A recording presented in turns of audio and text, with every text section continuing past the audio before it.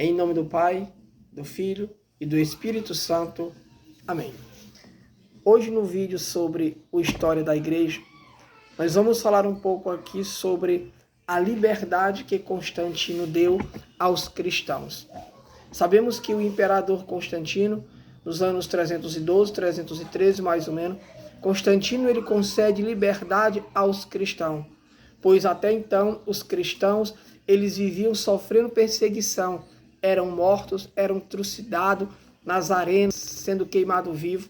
E o imperador Constantino, através do Edito de Milão, ele dá a liberdade, não só aos cristãos, mas qualquer outro tipo de culto, para praticar a sua fé livremente, sem nenhuma interrupção.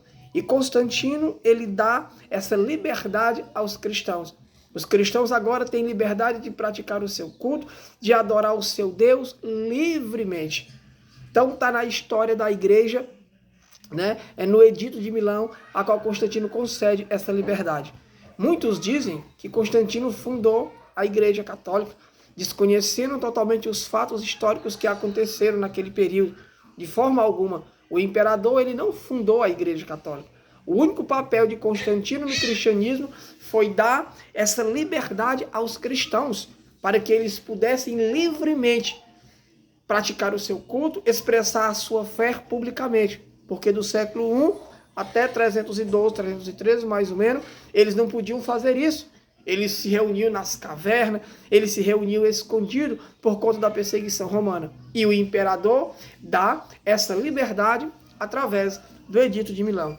E aqui eu estou com a cópia desse edito. Eu não vou ler ele todo, por conta que é um edito grande. Vou ler apenas aqui alguns pontos que fala dessa liberdade que ele concede para os cristãos. Olha o que diz, ó.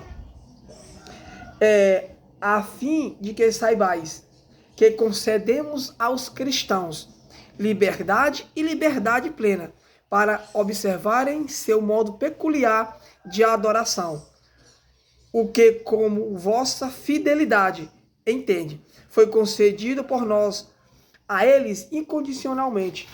O privilégio também é concedido aos outros de procurar o culto e religião que desejarem, o que obviamente é consistente como a paz e tranquilidade de nossos dias, que cada um tenha o privilégio de escolher e adorar a divindade que lhe agrade. Então, o que nós vemos aqui é o decreto de Constantino no Edito de Milão, a qual ele concede esse direito a todas as pessoas, inclusive os cristãos, de praticarem o seu culto com toda liberdade. Então, está na história da igreja a questão da liberdade que é concedida por esse imperador. Sua mãe, Santa Helena, já era cristã muito antes do filho também se converter. Então nós vemos aqui o Edito de Milão e está na história da igreja esse fato, acontecimento e um fato histórico.